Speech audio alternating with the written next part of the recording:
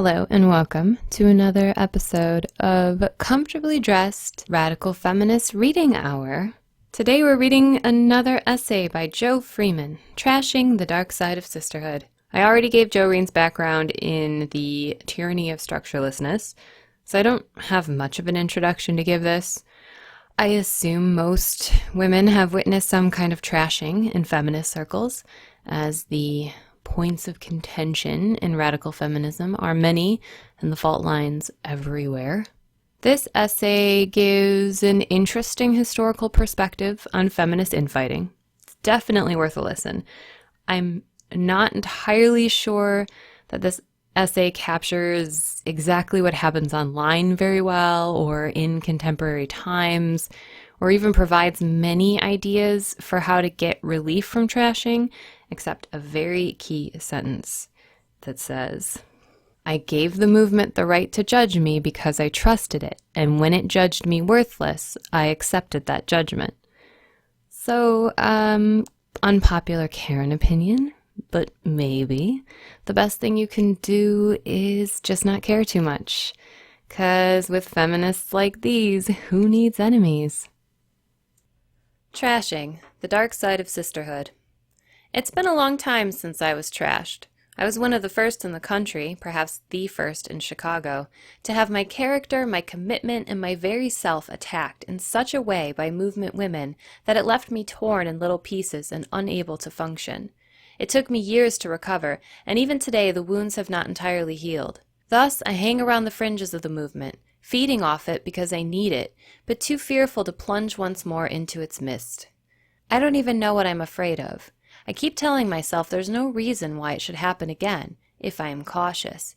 Yet in the back of my head there's a pervasive, irrational certainty that says if I stick my neck out, it will once again be a lightning rod for hostility.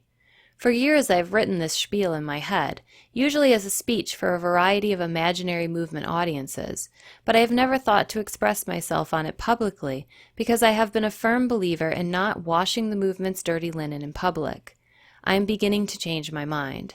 First of all, so much dirty linen is being publicly exposed that I doubt what I have to reveal will add much to the pile.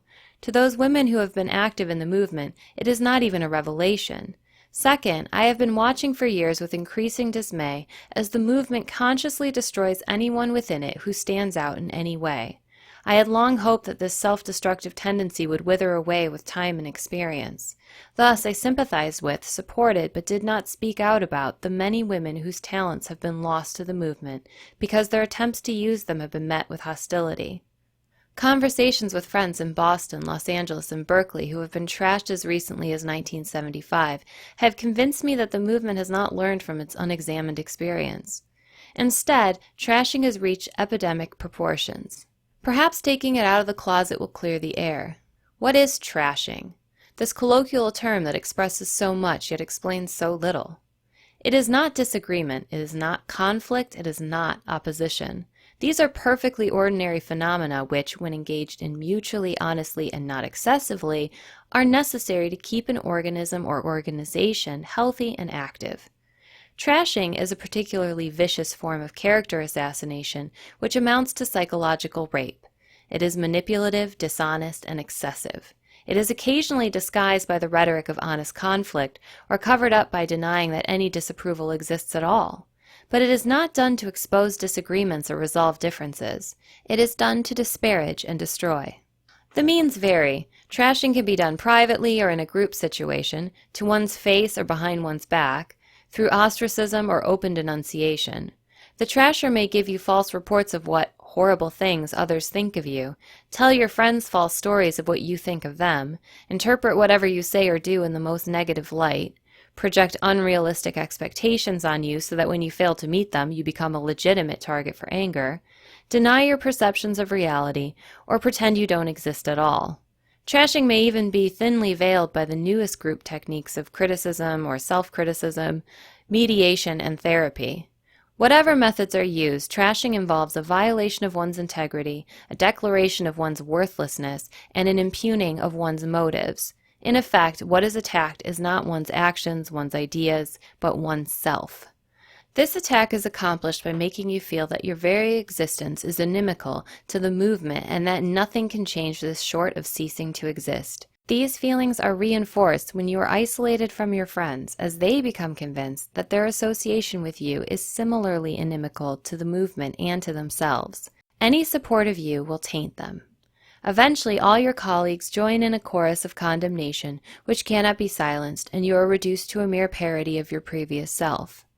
It took 3 trashings to convince me to drop out. Finally, at the end of 1969, I felt psychologically mangled to the point where I knew I couldn't go on. Until then, I interpreted my experiences as due to personality conflicts or political disagreements, which I could rectify with time and effort. But the harder I tried, the worse things got. Until I was finally forced to face the incomprehensible reality that the problem was not what I did, but what I was. This was communicated so subtly that I never could get anyone to talk about it. There were no big confrontations, just many small slights. Each by itself was insignificant, but added one to another, they were like 1,000 cuts with a whip. Step by step, I was ostracized. If a collective article was written, my attempts to contribute were ignored. If I wrote an article, no one would read it. When I spoke in meetings, everyone would listen politely and then take up the discussion as though I hadn't said anything. Meeting dates were changed without my being told. When it was my turn to coordinate a work project, no one would help. When I didn't receive mailings and discovered that my name was not on the mailing list, I was told I had just looked in the wrong place. My group once decided on joint fundraising efforts to send people to a conference until I said I wanted to go, and then it was decided that everyone was on her own. In fairness, one member did call me afterward to contribute $5 to my fare, provided that I not tell anyone. She was trashed a few years later. My response to this was bewilderment. I felt as though I was wandering blindfolded in a field full of sharp objects and deep holes, while being reassured that I could see perfectly and was in a smooth grassy pasture. It was as if I had unwittingly entered a new society, one operating by rules of which I wasn't aware and couldn't know. When I tried to get my groups to discuss what I thought was happening to me, they either denied my perception of reality by saying nothing was out of the ordinary, or dismissed the incidents as trivial, which individually they were. One woman in private phone conversations did admit that I was being poorly treated, but she never supported me publicly and admitted quite frankly that it was because she feared to lose the group's approval. She too was trashed in another group. Month after month the messages pounded in. Get out, the movement was saying. Get out, get out. One day I found myself confessing to my roommate that I didn't think I existed, that I was a figment of my own imagination. That's when I knew it was time to leave. My departure was very quiet. I told 2 people and stopped going to the women's center. The response convinced me that I had read the message correctly. No one called, no one sent me any mailings, no reaction came back through the grapevine. Half of my life had been voided, and no one was aware of it but me. 3 months later, word drifted back that I had been denounced by the Chicago Women's Liberation Union, founded after I dropped out of the movement, for allowing myself to be quoted in a recent news article without their permission. That was all. The worst of it was that I really didn't know why I was so deeply affected. I had survived growing up in a very conservative, conformist, sexist suburb where my right to my own identity was constantly under assault.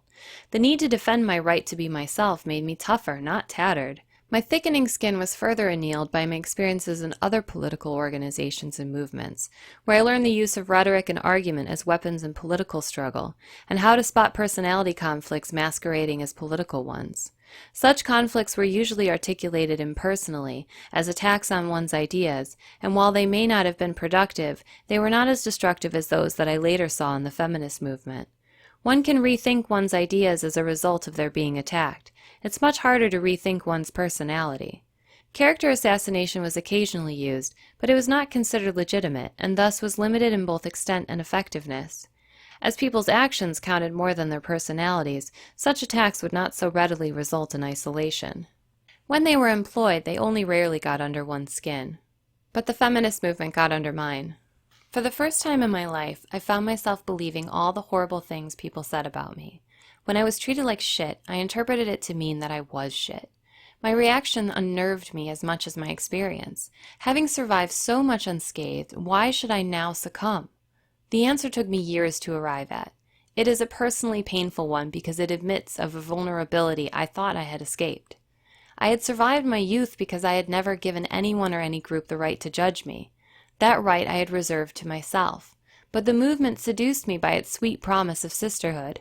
It claimed to provide a haven from the ravages of a sexist society, a place where one could be understood.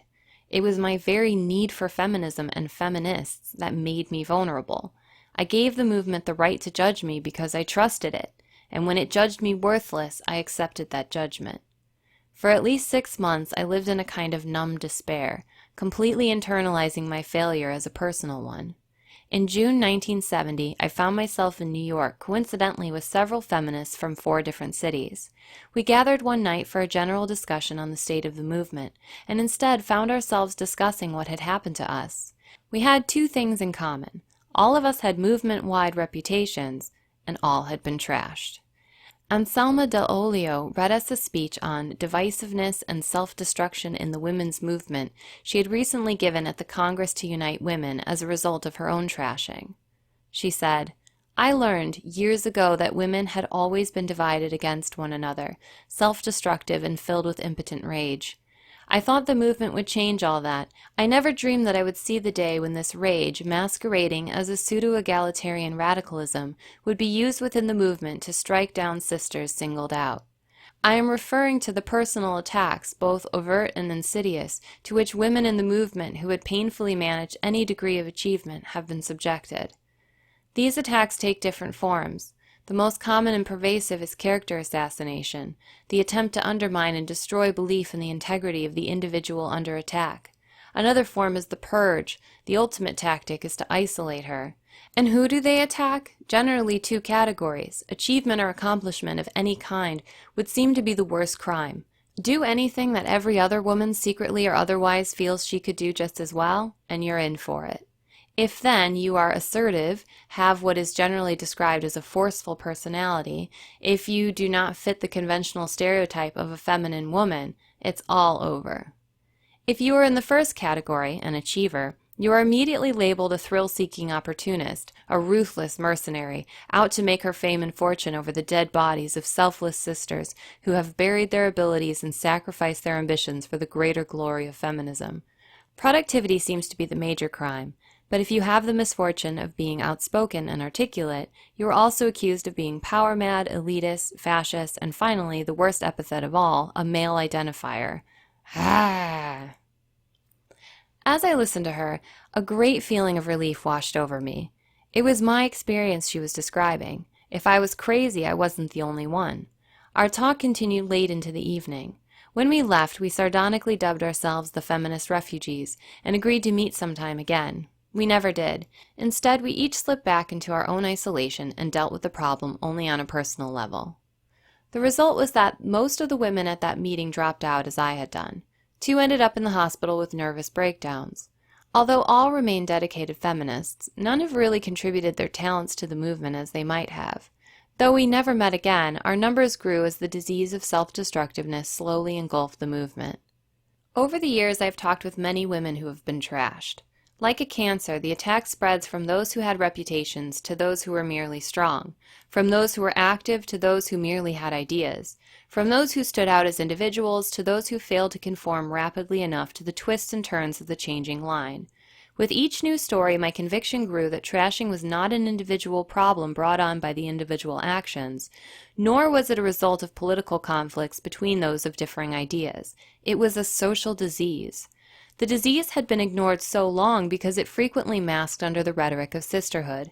In my own case, the ethic of sisterhood prevented a recognition of my ostracism. The new values of the movement said that every woman was a sister, every woman was acceptable. I clearly was not. Yet no one could admit that I was not acceptable without admitting that they were not being sisters. It was easy to deny the reality of my unacceptability. With other trashings, sisterhood had been used as the knife rather than the cover-up. A vague standard of sisterly behavior is set up by anonymous judges who then condemn those who do not meet their standards. As long as the standard is vague and utopian, it can never be met. But it can be shifted with circumstances to exclude those not desired as sisters. Thus, T. Grace Atkinson's memorable adage that sisterhood is powerful, it kills sisters, is reaffirmed again and again. Trashing is not only destructive to the individuals involved, but serves as a very powerful tool of social control. The qualities and styles which are attacked become examples other women learn not to follow, lest the same fate befall them. This is not a characteristic peculiar to the women's movement or even to women. The use of social pressures to induce conformity and intolerance for individuality is endemic to American society. The relevant question is not why the movement exerts such strong pressures to conform to a narrow standard, but what standard does it pressure women to conform to? This standard is clothed in the rhetoric of revolution and feminism, but underneath are some very traditional ideas about women's proper roles. I have observed that two different types of women are trashed. The first is the one described by Anselma de Olio, the achiever and/or assertive woman, the one to whom the epithet male-identified is commonly applied. This kind of woman has always been put down by our society with epithets ranging from unladylike to castrating bitch. The primary reason there have been so few great women blank is not merely that greatness has been undeveloped or unrecognized, but that women exhibiting potential for achievement are punished by both women and men. The fear of success is quite rational when one knows that the consequence of achievement is hostility and not praise. Not only has the movement failed to overcome this traditional socialization, but some women have taken it to new extremes. To do something significant, to be recognized, to achieve, is to imply that one is making it off other women's oppression, or that one thinks oneself better than other women. Though few women may think this, too many remain silent while the others unsheath their claws. The quest for leaderlessness that the movement so prizes has more frequently become an attempt to tear down those women who show leadership qualities than to develop such qualities in those who don't. Many women who have tried to share their skills have been trashed for asserting that they know something others don't. The movement's worship of egalitarianism is so strong that it has become confused with sameness. Women who remind us that we are not all the same are trashed because their differentness is interpreted as meaning we are not all equal. Consequently, the movement makes the wrong demands from the achievers within it. It asks for guilt and atonement rather than acknowledgement and responsibility. Women who have benefited personally from the movement's existence do owe it more than gratitude, but that debt is not called in by trashing. Trashing only discourages other women from trying to break free of their traditional shackles. The other kind of woman commonly trashed is one I would never have suspected. The values of the movement favor women who are very supportive and self-effacing, those who are constantly attending to others' personal problems, the women who play the mother role very well. Yet a surprising number of such women have been trashed. Ironically, their very ability to play this role is resented and creates an image of power which their associates find threatening. Some older women who constantly reject the mother role are expected to play it because they look the part, and are trashed when they refuse. Other women who willingly play it find they engender expectations which they eventually cannot meet. No one can be everything to everybody, so when these women find themselves having to say no in order to conserve a little of their own time and energy for themselves, or to tend to the political business of a group, they are perceived as rejecting and treated with anger. Real mothers, of course, can afford some anger from their children, because they maintain a high degree of physical and financial control over them. Even women in the helping professions, occupying surrogate mother roles, have resources with which to control their clients' anger. But when one is a mother to one's peers, this is not a possibility. If the demands become unrealistic, one either retreats or is trashed. The trashing of both these groups has common roots in traditional roles. Among women, there are two roles perceived as permissible: the helper and the helped. Most women are trained to act out one or the other at different times. Despite consciousness raising and an intense scrutiny of our own socialization, many of us have not liberated ourselves from playing these roles, nor from our expectations that others will do so. Those who deviate from these roles, the achievers, are punished for doing so, as are those who fail to meet the group's expectations. Although only a few women actually engage in trashing, the blame for allowing it to continue rests with us all. Once under attack, there is little a woman can do to defend herself, because she is by definition always wrong. But there is a great deal that those who are watching can do to prevent her from being isolated and ultimately destroyed.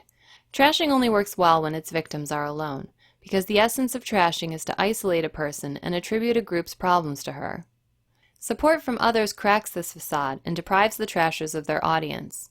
It turns a rout into a struggle. Many attacks have been forestalled by the refusal of associates to let themselves be intimidated into silence out of fear they would be next. Other attackers have been forced to clarify their complaints to the point where they can be rationally dealt with. There is, of course, a fine line between trashing and political struggle, between character assassination and legitimate objections to undesirable behavior. Discerning the difference takes effort. Here are some pointers to follow. Trashing involves heavy use of the verb to be and only a light use of the verb to do. It is what one is and not what one does that is objected to, and these objections cannot be easily phrased in terms of specific undesirable behaviors. Trashers also tend to use nouns and adjectives of a vague and general sort to express their objections to a particular person. These terms carry a negative connotation, but don't really tell you what's wrong. That is left to your imagination.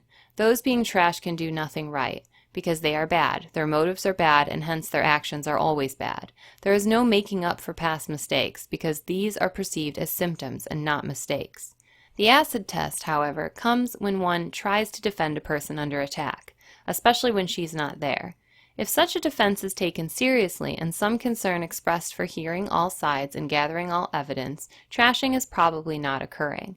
But if your defense is dismissed with an offhand, how can you defend her? If you become tainted with suspicion by attempting such a defense, if she is in fact indefensible, you should take a closer look at those making accusations. There is more going on than simple disagreement. As trashing has become more prevalent, I have become more puzzled by the question of why. What is it about the women's movement that supports and even encourages self-destruction? How can we, on the one hand, talk about encouraging women to develop their own individual potential, and on the other smash those among us who do just that? Why do we damn our sexist society for the damage it does to women, and then damn those women who do not appear as severely damaged by it? Why has consciousness raising not raised our consciousness about trashing? The obvious answer is to root it in our oppression as women, and the group self-hate which results from our being raised to believe that women are not worth very much. Yet such an answer is far too facile. It obscures the fact that trashing does not occur randomly. Not all women or women's organizations trash, at least not to the same extent. It is much more prevalent among those who call themselves radical than among those who don't, among those who stress personal changes than among those who stress institutional ones, among those who can see no victories short of revolution than among those who can be satisfied with smaller successes, and among those in groups with vague goals than those in groups with concrete ones. I doubt that there is any single explanation to trashing. It is more likely due to varying combinations of circumstances which are not always apparent, even to those experiencing them. But from the stories I've heard and the groups I've watched, what has impressed me most is how traditional it is. There is nothing new about discouraging women from stepping out of place by the use of psychological manipulation. This is one of the things that have kept women down for years. It is one thing that feminism was supposed to liberate us from. Yet, instead of an alternative culture with alternative values, we have created alternative means of enforcing the traditional culture and values. Only the name has changed. The results are the same. While the tactics are traditional, the virulence is not. I have never seen women get as angry at other women as they do in the movement. In part, this is because our expectations of other feminists and the movement in general are very high and thus difficult to meet. We have not yet learned to be realistic in our demands on our sisters or ourselves. It is also because other feminists are available as targets for rage. Rage is a logical result of oppression. It demands an outlet. Because most women are surrounded by men whom they have learned it is not wise to attack, their rage is often turned inward. The movement is teaching women to stop this process, but in many instances it has not provided alternative targets. While the men are distant and the system too big and vague, one's sisters are close at hand. Attacking other feminists is easier, and the results can be more quickly seen than by attacking amorphous social institutions. People are hurt, they leave. One can feel the sense of power that comes from having done something. Trying to change an entire society is a very slow, frustrating process in which gains are incremental, rewards diffuse, and setbacks frequent. It is not a coincidence that trashing occurs most often and most viciously by those feminists who see the least value in small, impersonal changes, and thus often find themselves unable to act against specific institutions. The movement's emphasis on the personal is political has made it easier for trashing to flourish. We began by deriving some of our political ideas from our analysis of our personal lives. This legitimated for many the idea that the movement could tell us what kind of people we ought to be, and by extension what kind of personalities we ought to have. As no boundaries were drawn to define the limits of such demands, it was difficult to preclude abuses. Many groups have sought to remold the lives and minds of their members, and some have trashed those who resisted. Trashing is also a way of acting out the competitiveness that pervades our society, but in a manner that reflects the feelings of incompetence that trashers exhibit. Instead of trying to prove one is better than anyone else, one proves someone else is worse. This can provide the same sense of superiority that traditional competition does, but without the risks involved. At best, the object of one's ire is put to public shame. At worst, one's own position is safe within the shrouds of righteous indignation. Frankly, if we are going to have competition in the movement, I prefer the old-fashioned kind. Such competitiveness has its costs, but there are also some collective benefits from the achievements the competitors make while trying to outdo each other. With trashing, there are no beneficiaries. Ultimately, everyone loses. To support women charged with subverting the movement or undermining their group takes courage, as it requires us to stick our necks out. But the collective cost of allowing trashing to go on as long and as extensively as we have is enormous. We have already lost some of the most creative minds and dedicated activists in the movement. More importantly, we have discouraged many feminists from stepping out of fear that they too would be trashed. We have not provided a supportive environment for everyone to develop their individual potential, or in which to gather strength for the battles with the sexist institutions we must meet each day. A movement that once burst with energy, enthusiasm, and creativity has become bogged down in basic survival from each other. Isn't it time we stopped looking for enemies within and began to attack the real enemy without?